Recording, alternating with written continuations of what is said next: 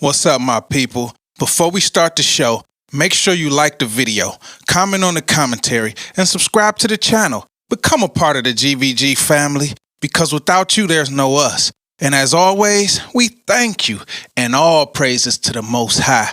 Now let's get into it.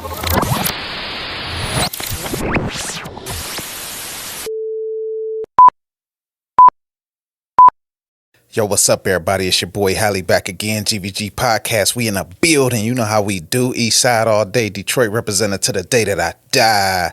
Let's go. What's up, my people? God versus gods. You know how we do. It's your boy Hally, man. And we ain't going nowhere. New episodes every Thursday. Now let's get into it.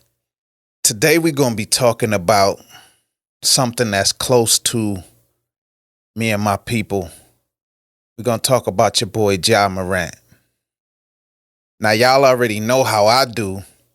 You know, I'm going to be reading my points off the phone, and then I'm going to be going off the fly. Man, let's get into it. So, everybody by now knows the situation with Morant, basketball player for the Memphis Grizzlies. Young kid, a lot of talent, a lot of potential. Things going on around him that are not great at the moment, and he's putting a lot of things in jeopardy. So we're going to talk about a few things. I'm going to read my points off the phone, and then I'm going to go off the fly. We talk about your boy Morant, it's Gvg Podcast, God versus Guys. Let's get into it. So the first thing I want to talk about is the embodiment of what a basketball player is. So on my notes, I got Michael and Kobe. You know, Michael Jordan, the greatest to some people. To me, yeah, he's the GOAT. Kobe, my number two. I know LeBron is probably number three or number two. It's a debate on that. But Michael Jordan and Kobe Bryant, they didn't necessarily care about being role models, but their character matched basketball. Like, Jordan was the type of guy who would win at all cost. And Kobe was the type of guy that would do whatever it takes to win. So the first point is, what are you doing, and is it about to put a fork in what you're doing? The first thing we're going to talk about is what you're doing, and is it going to put a stop to your greatness or put a stop to what you embody? Some people will throw out that Kobe Bryant was a cheater. Michael Jordan had his different things that he was doing. But last time I checked, cheating never stopped greatness. Kobe Bryant had a scandal. His name was dragged through the mud and all these different things, but it didn't stop his greatness on the court.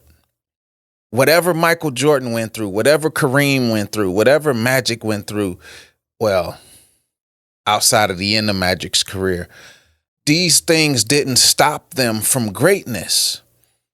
Michael Jordan, the things that he brought to the table, it didn't stop his greatness. So when I look at a Morant, a young kid, I don't think he's understanding that what he's bringing to the game outside of basketball can stop his greatness.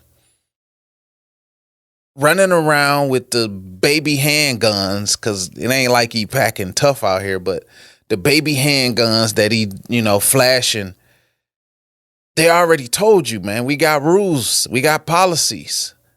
So if you're going to stand there and break every policy, break every rule in the name of trendy social media, you are the one who are going to suffer in the long run. So that's the first point of it, is the basketball players that we know of old, they embodied the character of a basketball player. And this guy is embodying the character of something outside of basketball. Another point is, some people look at Morant as, in maybe 2-3 seasons max, he will be one of, if not the face of the NBA. And I'm going to, read what I wrote, like the little Morants of the world. you are indirectly teaching them that as long as you're good at something, you can still act a fool. There's young kids with your jersey on right now. There's young kids who are emulating your moves and wearing their hair like you and doing all these different things. You are an influencer. And what we fail to realize is all the little Ja Morants of the world are looking at you. So while you may not want to be a role model, guess what? You are.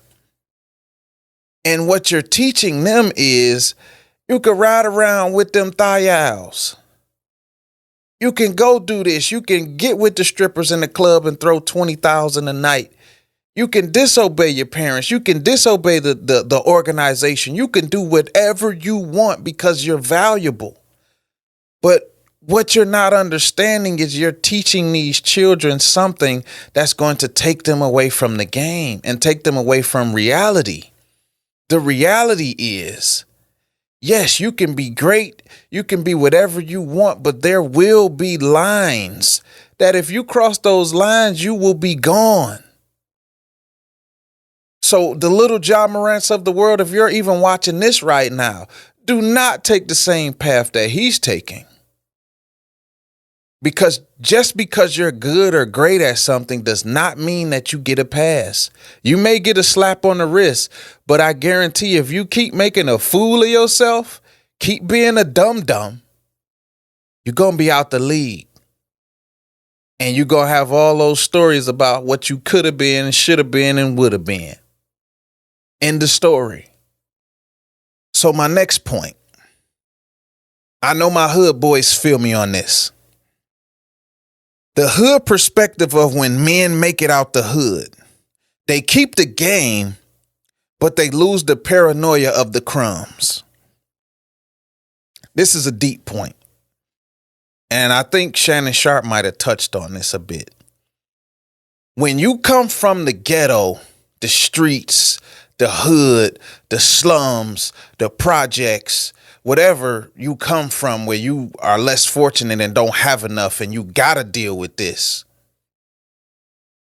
When you are the one in a million, the person who was able to use their gifts and talents to be able to branch out in the world and not have to live crumb for crumb,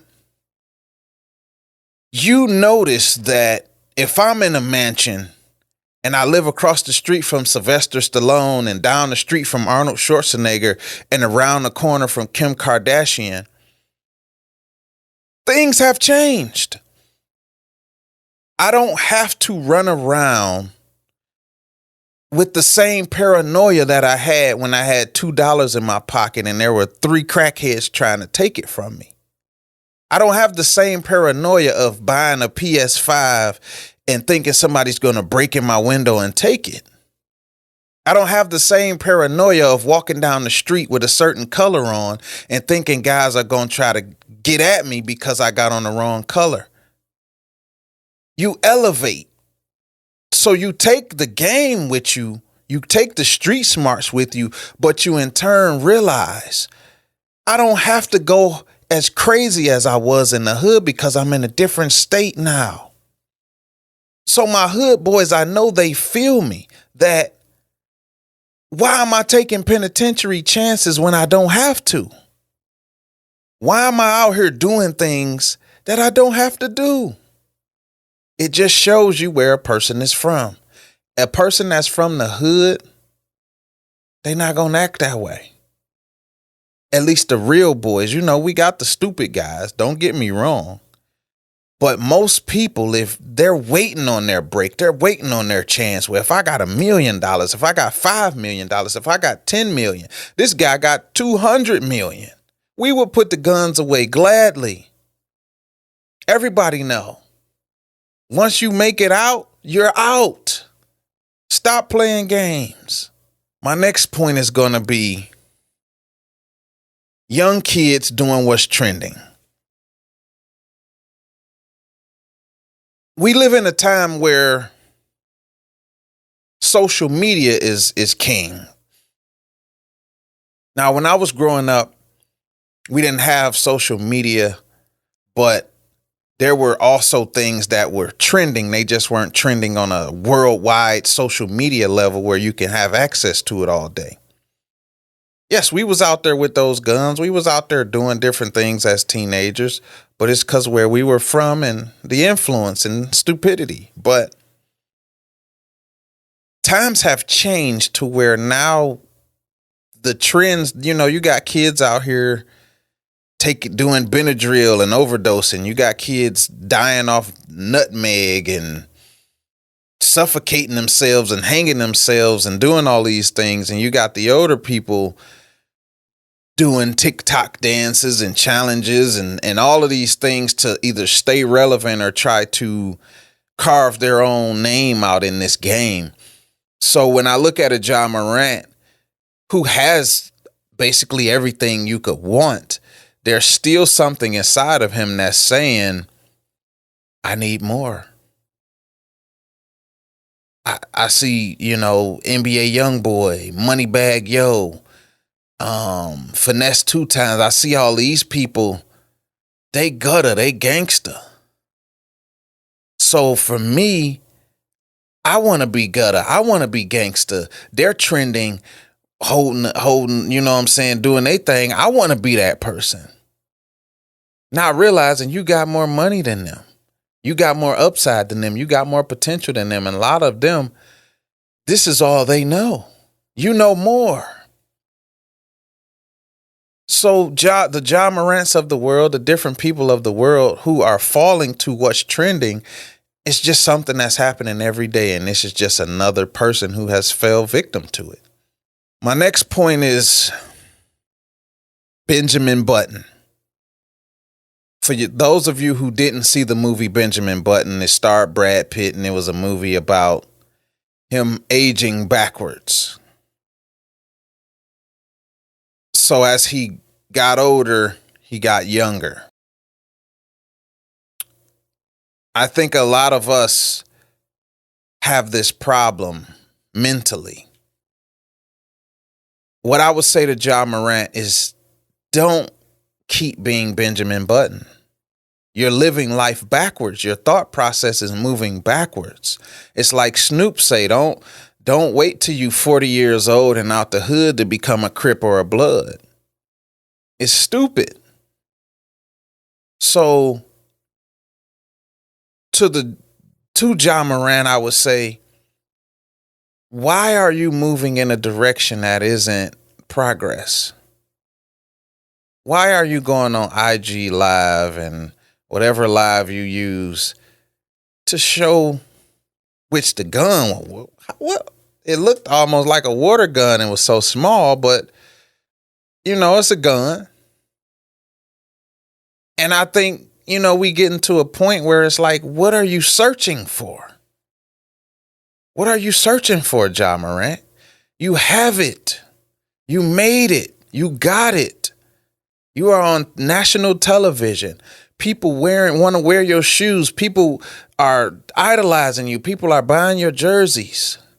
You're reaching your heights. But the Benjamin Button effect is making you go backwards. Don't do it. Keep progressing, young man. Stop going backwards. I don't know if you're doing it for clout. I don't know if you're doing it for your friends. I don't know if you're doing it for yourself. But understand, you will end up in a lane that will have you regretting. Don't be Benjamin Button. My next point is this.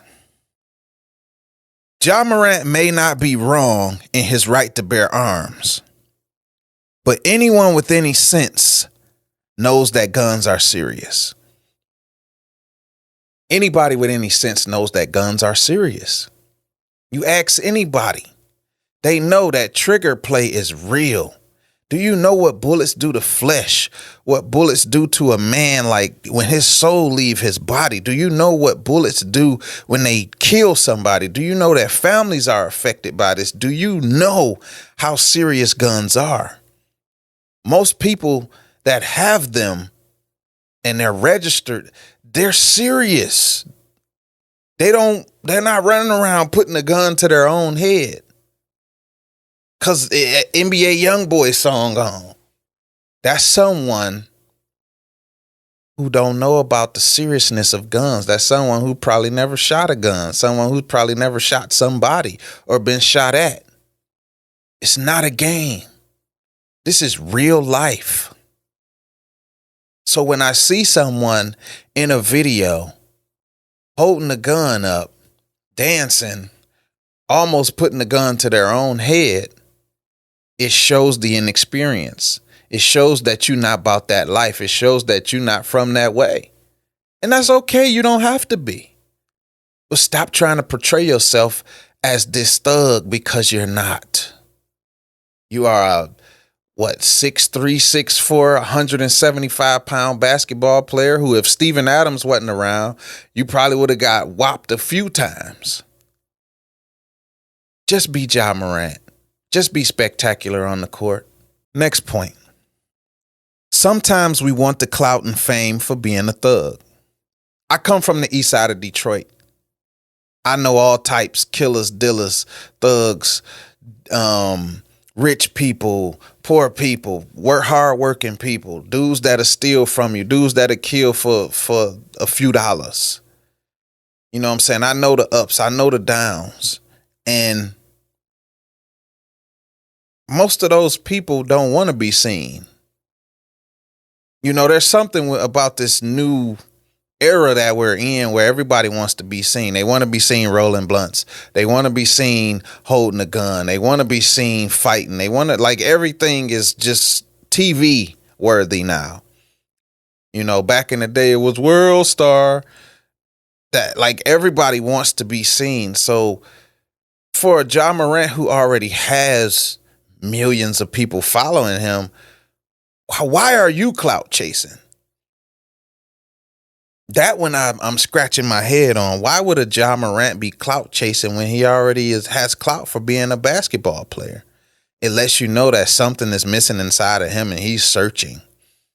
He wants to be known as one of them guys from the way. He wants to be known as a thug. He wants to be known as just one of those people. But Ja Morant, is okay to not be. It's okay to just do you. A lot of the killers I know don't want to be on camera. A lot of the dudes I know holding them things, they don't want you to see them. There's a big difference. Stop chasing clout. Stop chasing fame. Stop trying to be a rapper and be a basketball player. Stop trying to be a killer and pick up the basketball and do what you do, man. Average your 24 points. Get your 5 rebounds and your 5 assists and just play the game and enjoy life, man. You're going backwards. My next point is, game recognized game. Ja was not apologetic. He was just putting on for the cameras. Now, I'm not one to tear nobody down. I'm just speaking facts. I'm not trying to clout chase off his name. This is just something that was just on my mind for the young man when I heard about it. And I'm like, everybody talking about this, but I don't think everybody has the same perspective on it. So I think for me, I'm just like, wow, man. Like, you a young black male in America, breaking the stereotypes, getting to the promised land in the worldly view, and that ain't enough.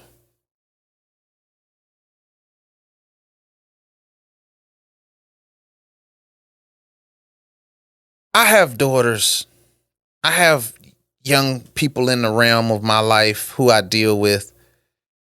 And I know that a lot of times they just say things just because it sounds good, but it hasn't reached their heart. So they're still going to go off and do the same exact things that they were doing. They just going to play the apologetic role to get you to shut up and get you to leave them alone. So I saw through it. Like, yeah, I got to be more responsible outside of the game. And I got to, come on, bruh. You're young. You got money. We know what it is. It's going to take a while for those demons to leave. You really have to commit to those types of things. So when I heard it, it went in one ear and out the other for me. I'm just being real. I deal with people, young people, a lot, and most of them, They'll tell you something just to get you to get out of their face. Bottom line. Next point is going to be you messing up business for pleasure. You messing up business for pleasure. Let me do my Stephen A. You messing up business for pleasure? Come on. Ja Morant has to be one of the greatest players in the NBA today. But the foolish acts outside of the court? Unnecessary, atrocious, horrific. Let me get back on it, though. That's my Stephen A. But I think that's a crazy thing for me. I'm not a rich man. You know, I made a lot of bad decisions in my life, so I don't like to down anyone. But one thing I always known in the hood is don't mess up business for pleasure, and a lot of us do that. Basketball is your business. IG is your pleasure. Averaging 24 points a game, 25 points a game, 27 points a game, that's your business. Riding around with nobodies and holding the guns to your own head, that's pleasure. Strip club, throwing money, that's pleasure. I don't know too many basketball players in the league who would mess up their business for pleasure. Ja Morant, it's time to stop messing up your business just for pleasure. Handle your business. At least get a max deal or two out the situation. You missed all NBA. You're losing endorsements. And you still out there like you addicted to it. Like, I gotta have a gun on IG Live. Ain't nothing I could do. Oh, you got some crack, bird? Huh? Are you addicted to holding a gun? Like, come on. You control you. Don't mess up business for pleasure, man. You got a bright future ahead of yourself. Do your thing, bro. Do your thing. This next point is a real big one for me. Don't let foolish things challenge your generational wealth for your family. I don't know anybody personally who has generational wealth or who's generating generational wealth. I'm from Detroit, East Side. Deal with the crumbs, the roaches, and the rats. I work every day, try to make a life for my kids. I do music. Of course, I do my podcast, and I got some things in the works. But it's very rare to know someone who is creating generational wealth. It's also very rare to be the person who is creating generational wealth. That's like hitting the lottery for 300 million and cutting up the ticket. Why would you do it? It ain't just about you no more. This is generational wealth. This is something that will set your family up for generations to come. Give me the opportunity. I'm going. Nothing's messing that up. And I know it's easier said than done because I'm not him, but come on. Generational wealth? Look at Shaq. Shaq is creating generational wealth. Love him or hate him. Barkley.